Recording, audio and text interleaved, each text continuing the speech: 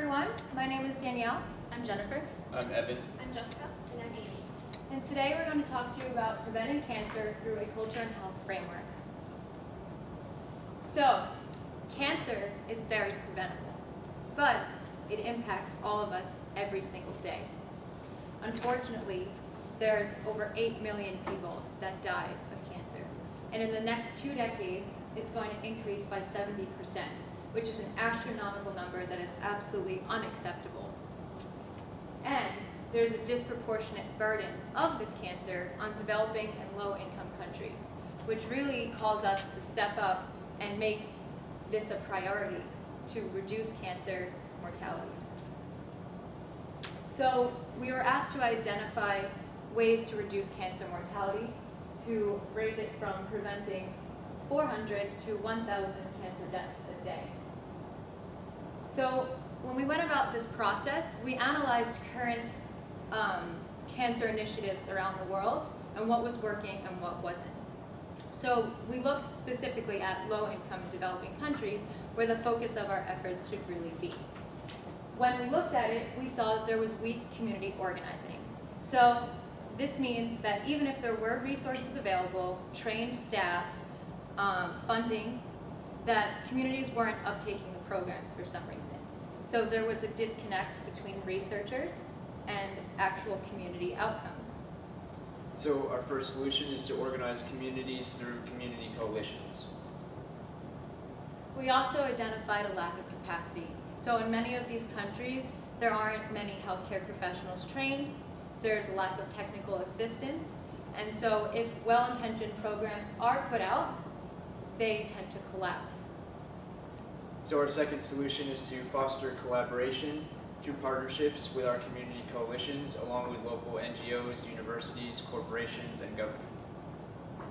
So finally, we found a lack of resources. So like I was saying before, there could be a lack of funding, and so programs, again, would tend to collapse. Not enough vaccines, or not enough education materials or staff on the ground. So we've come up with 4 innovative financing mechanisms to provide funding to these health interventions. So through this, we resolved that community coalitions was the best solution to address this problem.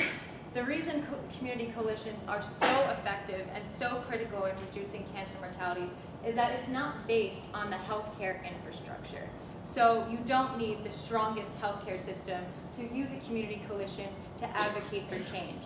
So the community coalition is built on the fact that there are disparities, which we see in these low-income countries that are suffering the biggest burden of cancer. So we do this through empowerment. The community is at the center of all programs. We're not going to have health researchers come in from the outside and impose their ideas and what they think is right onto the community. It needs to be a collaboration at this point. So the community identifies their needs with their community leaders, and every single community has a community leadership council. So through that, if there are disparities that are recognized, they can advocate for policy change. Maybe there's something that needs to happen in the school, maybe there's something that needs to happen at a national level to change how their lives are affected every day. So again, this involves the whole community and partners with NGOs, partners with Ministry of Health, partners with pharmaceuticals, etc. And this also has evidence-based effectiveness. So time and time again, we've seen that the community coalition strategy has helped reduce HIV, has helped reduce cancer and improved screening, has helped reduce violence, and has helped integrate communities that have been stigmatized. So we also built it off of our WHO's Healthy Cities model, which has been implemented in over 1,000 cities. And it has the same structure, where you have a university partnering with a community, with an NGO, with a business, local and corporate sponsors. And so this partnership is key. And without it, it's very hard to make real change. And when we saw communities were very upset when researchers implemented their programs without their input. So this also coincides with American Cancer Society values. Their ACS is very focused on empowerment, capacity building, advocacy, social change, really addressing the true determinants of health. and trying to bring collaborating partners that are equal, and the whole cancer community is involved. Everybody is mobilized to make a difference. So the organizational structure involves kind of universities at sort of the headquarters for this coalition. They will be responsible for the monitoring and evaluation and research that goes out into these communities to see how effective programs are going. So they also are partnered with all the other stakeholders, including the community leaders, which are really at the center. So that includes businesses, NGOs, corporate sponsors, and the community members themselves, cancer survivors, an entire network of stakeholders that are really involved in this process. So in the strategic action workshops, for example, they would meet twice a year with Ministry of Health and all of these stakeholders, and health researchers and scientists would come in and say, these are the new advances in technology, these are the evidence-based practices, let's talk about it and let's figure out a solution. So what do you think we need to do? What do you need to do in your community, and how can we assist you in reaching your goals? So there'll be community coalitions, and those will be the heads. So every community, like I said, has a leadership council. They'll meet every single week at an elementary school or maybe at a church after church, and they will figure out what needs to happen in the community, and community members are welcome to come and voice their concerns. So this is the Culture of Health framework, as you probably are already familiar with, and our community coalition model really encompasses all 4 action areas. So for action area 1, we're going to be empowering the communities to make these changes for themselves. We're going to be using a bottom-up approach as opposed to bringing in organizations and imposing change on these communities. For action area 2, we're partnering with various partnerships, NGOs, as Danielle said, corporate, local businesses, cancer survivors, universities, to really bring in everyone's unique assets to the team. For action area 3, this coalition is going to be advocating for change for the communities. And for action area 4, we're going to be using mobile clinics and mobile health to really strengthen the health system and to build capacity. So what we did in order to kind of test this method and to propose it is we decided to focus on 2 different kinds of cancer. So the idea is the coalition can work for multiple things, not just one type of cancer. So we decided to focus on lung cancer and cervical cancer because they have some of the highest mortality rates, and they're the 2 most preventable cancers. So we decided to pick Indonesia and Bolivia, one country for each cancer, mostly because they both have the highest incidence and mortality in their respective regions of the lung cancer and cervical cancer. So we have suggested 4 programs. Again, these are suggestions. The communities and the coalitions design their own programs and suggest their own programs. It is an empowerment-based method. So these are our suggested programs.